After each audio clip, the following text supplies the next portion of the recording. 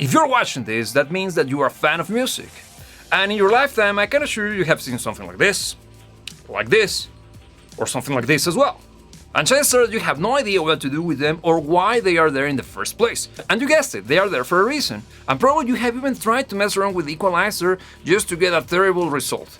But worry not, because in this video I'm gonna show you how to take advantage of those tools in order for you to get the best out of your music. So with that being said, let's get into it.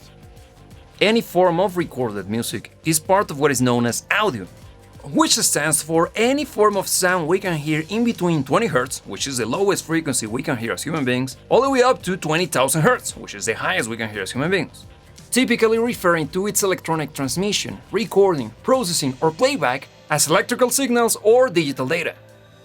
Audio works by converting physical sound waves into signals that can be recorded, stored, transmitted, and played back as sound. First, we gotta understand that sound is actually energy being propelled through a physical medium, in this case air. This energy will vibrate at a certain rate, which is known as frequency. And each frequency is actually correlated to a particular pitch.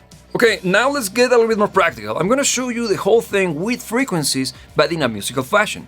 You'll see that each frequency in the universe represents some form of pitch and timbre, or at least that's how we understand that particular thing in our human brains. So let's take a look at the screen now. Alright, what you got in front of you is what is known as a DAW, or digital audio workstation, and that's what we use here in the musical world to produce, record, and simply put, mess around with sound and music for that matter. And in here we got our first tool that is gonna be this guy over here. This is what is known as a frequency range analyzer. And this is going to be the first lesson of the video. You're going to see that we got here our starting point, which is 20 Hz, which is the lowest we can hear as human beings. And it goes all the way up to 20,000 Hz, which is the highest frequency we can hear as human beings. I'm going to play a note. In this case, we're going to play in C. And you're going to see how this thing is going to react. Okay. You saw that many things are happening on screen. But the one that I want you to pay attention is what is known as the fundamental. It's this one, the biggest one. Okay. Now I'm gonna play the same note, but on a higher register. See what happens. You saw? Now the fundamental frequency moved to this side. Now let's do the same, but even higher. That's exactly what happens with sound. Everything you hear in the universe, it's actually frequencies hitting you and reaching your ears. And by definition, that translates into the different sounds that you hear from different instruments. When recording an instrument in the studio, we will use a microphone which will capture that vibrational energy and then turn it into electrical signals, which will be the ones to be recorded. Once we get the recording of all of the instruments that are part of the song, the next stage is going to be mixing it, which is the art and science of making sure that all of the instrumentation work beautifully together in a musical way, which in turn expresses the entirety of the ideas behind the track and the whole emotion the artist is trying to project through their craft. Even though we're talking about analyzing music from a critical perspective, one of the things that has to be analyzed while doing so is the quality of the mix. Now the thing is this, what on earth is mixing music? That means, as I said before, the art and science, I would say the dark art, of making sure that all of the instrumentation works beautifully together. Alright, but what does that mean?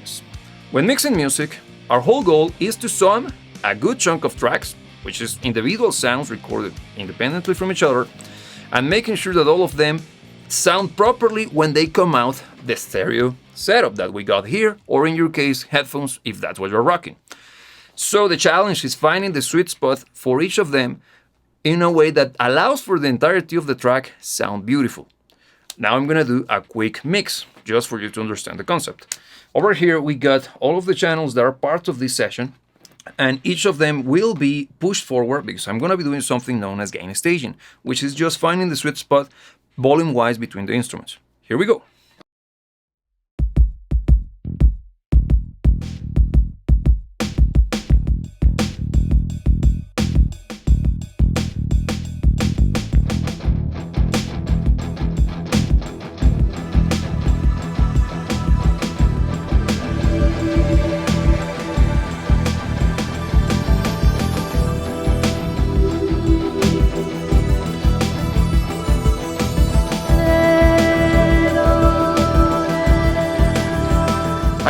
enjoying this video so far, so please let me know by clicking on the like button underneath. And now that you're at it, why not subscribing to this channel for more content like this coming down your way? Thank you, let's continue. At this point in the process, we are capable of capturing sound. The next stage is, of course, being able to record it. Back in the day, we used to do it by recording our sound to tape, usually reel-to-reel machines such as the one you got in front of you. But nowadays, the standard is to do it through the use of a digital medium, which opens up a huge debate when it comes to sound quality in between analog and digital recordings. That's gonna be a discussion for another day because that thing is huge. But coming back to the whole notion of audio. The final step is of course playback, which means that we have to find a way to reproduce what we got recorded either to tape, in the case of analog, or digital in the case of audio files. And just to keep it short and sweet, I'm gonna assume that most of you are listening to your music through the use of audio files. That means that there has to be some form of conversion, because if you listen to the sound of your file straight away, you will find nothing that sounds close to music. So there needs to be some form of conversion in between your file and your setup of speakers or your headphones, which are known as digital to analog converters. And they can be found on any form of digital device that will have to play back any form of sound, such as your phone, your computer, and even your headphones if you happen to be rocking one of those wireless monstrosities. But in true Animal Farm fashion, there are converters that happens to be more converters than others, which means that they are of a better quality. But that's gonna be a discussion for another day. Okay, enough theory, now it's time to get practical. All of this information regarding frequencies is very important to us because those frequencies will have a huge impact in the way we understand and listen to the instrumentation inside of the music we are listening to at that very moment. Typically speaking, music will be divided into three different bands: the lows, the mids, and the highs. Beginning with the low band, it represents everything in between 20 Hz all the way up to 300 Hz, and can be subdivided in between sub-bass, which starts at 20 and goes all the way up to 60 Hz, and is usually the stuff that you cannot hear, but you can feel, while everything from 60 all the way up to 250 or 300 Hz is what is known as the bass. And here's where you're gonna find the punch, the energy, and some of the warmth in your music. Alright, so it's time for some examples. First, I'm gonna show you a track that we're gonna be using for this particular exercise.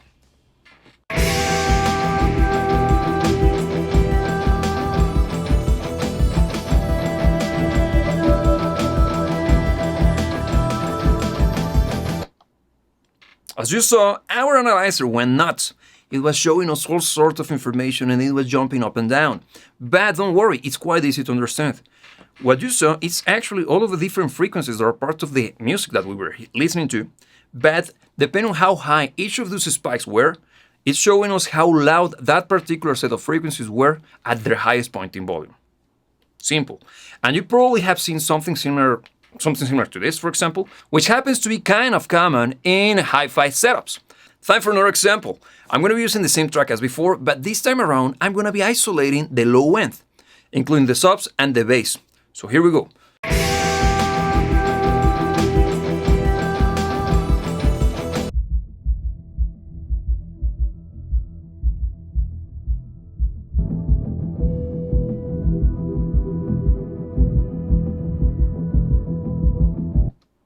Look at that! Even though we're dealing with the low end of this track, we could still hear a good chunk of the vocals. Why is that? I want you to understand that every sound that you hear will be comprised of a fundamental set of frequencies, which are the core of the sound, but there are also plenty of adjacent frequencies that are also part of it, but they are not as prominent. And in this case, we're dealing with female vocals, which obviously will make you think that we're going to be dealing with something that will be only found on the higher register, right? But you can see that even in the low settings, or in the low section of our track, we can still hear them. When it comes to the mids, that's where it gets quite interesting, because a good chunk of what we can hear as human beings is going to be found in that particular band. The mids usually ranges from 250 up to 5000 Hz, and is usually subdivided into low mids, which goes from 250 to 500, and that's where you find the body and the warmth of some of the instrumentation. Then you got the center mids, which is something in between 500 Hz all the way up to 2000, and it's where you will find the core sound of your vocals and some of your instrumentation. And finally, high mids, which ranges from 2000 up to 4000 Hz. And that's where you'll find the aggression and the attack of your instruments. Okay, now we're going to be isolating the mids. Listen to what we can hear. Here we go.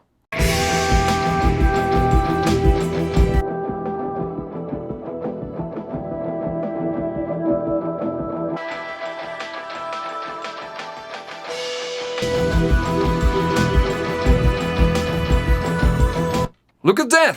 A good chunk of the song is actually gonna be found in this particular band.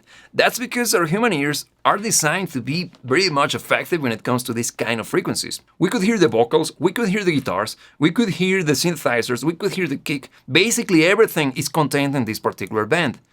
So now you know.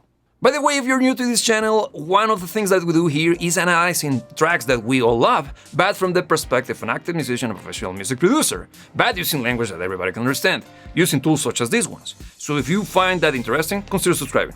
Let's continue with the video. And finally, we get to the highs, which represents everything from 4000 up to 20,000 Hz. And it's subdivided in treble, which is everything from 4000 up to 6000 Hz, and that's where you're gonna find the clarity and the focus of your instruments and vocals. While we got the brilliance or air, which is usually found from 6000 up to 20,000 Hz, and that's where you find some clarity, brightness, and definition. Now, final example. Let's go for the highs. Here we go.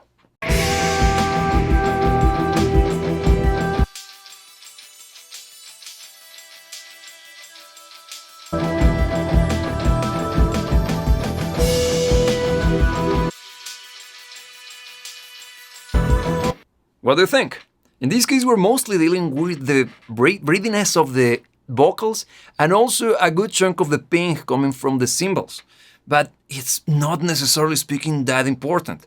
The thing is this, if we got too little of this, that particular band, the sound of our music is gonna become dull and it's gonna feel lifeless. That's why this is still quite important. The thing is that when mixing, you gotta be careful because those frequencies are quite fatiguing in extended sessions, and also they tend to feel kinda cheap sounding, if that makes sense. Something that gotta be mentioned is that when you're working with the equalizer that is part of your music player, what you're actually doing is boosting, which will be increasing the volume of that particular band or decreasing the volume of that particular band, but you're not affecting the sound of the mix itself. You're affecting the sound of the output you are getting out of your system, regardless of it being speakers or headphones. Simply put, the EQ is there for you to tailor the sound of your system to your particular taste. Now that you understand how frequencies affects the way your music sounds like, I'm gonna give you an extra tip. Probably you have seen this before, but you don't know what that means or how to read it. This is known as the Harman Curve or Harman Graph. This is used to tell you how close the sound signature, for example, of the pair of headphones you might be thinking of buying, is to what is considered to be the standard or preferred sound signature among the vast majority of people in the world. Allegedly. As you can see, it's very similar to the frequency range analyzer we use here in the channel, because you can see that we got the frequency response from 20 to 20,000 Hz, and also the intensity of each of those frequencies, represented in a vertical fashion. Which means the higher it goes, the more present that particular frequency is, and vice versa. In this example, the dotted line is representing the Harman Curve, while the green line represents the sound signature of this particular set of headphones. Now that you understand how those frequencies will translate into musical instruments, by the looks of this graph, we can conclude that the sound of the low end, which will be the kick and the bass, will be quite tight and controlled, while keeping the sound of the highs crisp but not fatiguing, excellent for long listening sessions. Now with this knowledge, you're starting to join the audiophile master race.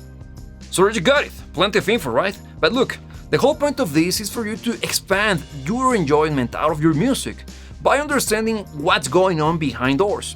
Because the last thing I want you to become is one of those cork sniffers that are looking down on people who doesn't have access to the best gear possible. Because in the end, what matters the most is listening to good, badass music and enjoying the crap out of it. So this takes us to the end of this video. Thank you very much for joining, thank you very much for watching, and if you got any question, please let me know in the comment section down below. And as I said before, please consider liking this video and also subscribing to the channel because it helps a lot, you don't know how much.